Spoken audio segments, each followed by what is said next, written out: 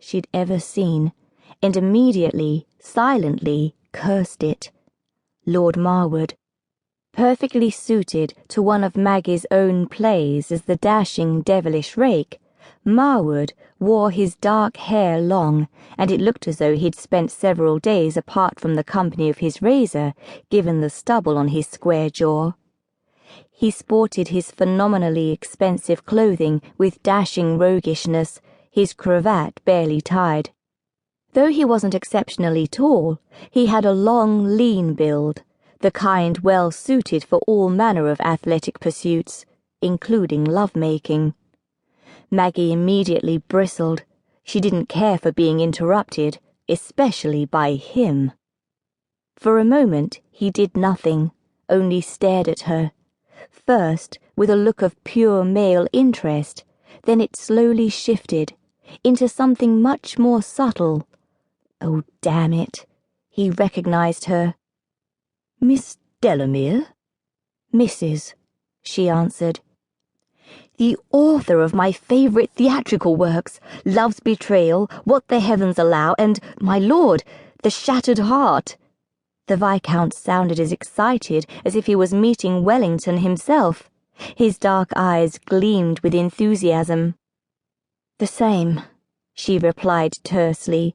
Though she ordinarily enjoyed meeting admirers of her work, the letter had put her in no mood to talk to anyone, especially a handsome, rakish aristocrat.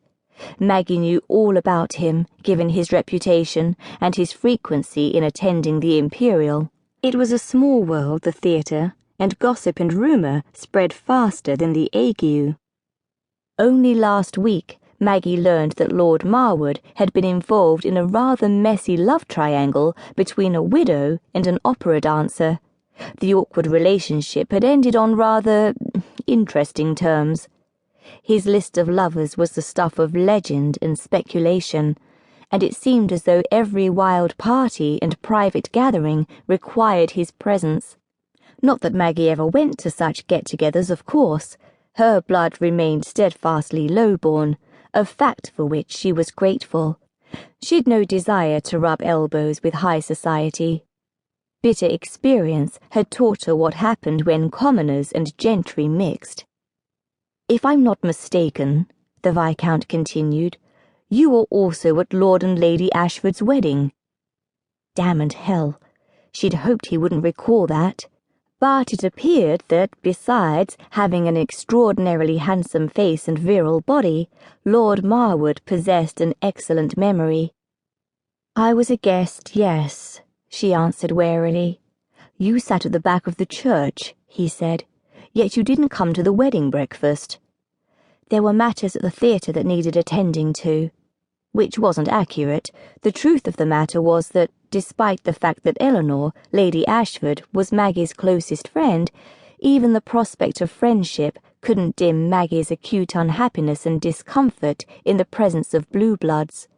Maggie had slipped from the church the moment the vows had been exchanged, and retreated back to the safety of the theatre. Thankfully, Eleanor had understood and sympathized. No ill will existed between her and Maggie. Lord Marwood had been standing up with Lord Ashford, impossibly good-looking in his formal clothing, his dark hair slicked back from his forehead, and the light streaming in from the stained glass windows, falling in a multi-hued glow across the hard planes of his face. Between him and Lord Ashford, it was unlikely two more attractive men had ever stood before the church's congregation. But Maggie had made sure to keep her gaze either on Eleanor or her hymnal.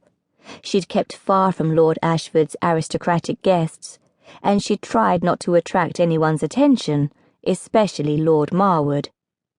Men like him were the very devil, handsome, dangerous. She didn't owe the Viscount an explanation for her behaviour. She barely knew the man. "There were many people in attendance that day," she said. "Your vision must be very good to spot me at the back of a crowded church." "You're very easy to notice," he answered with a crooked smile. It shot straight between her ribs. What a weapon, that smile, promising wickedness and pleasure.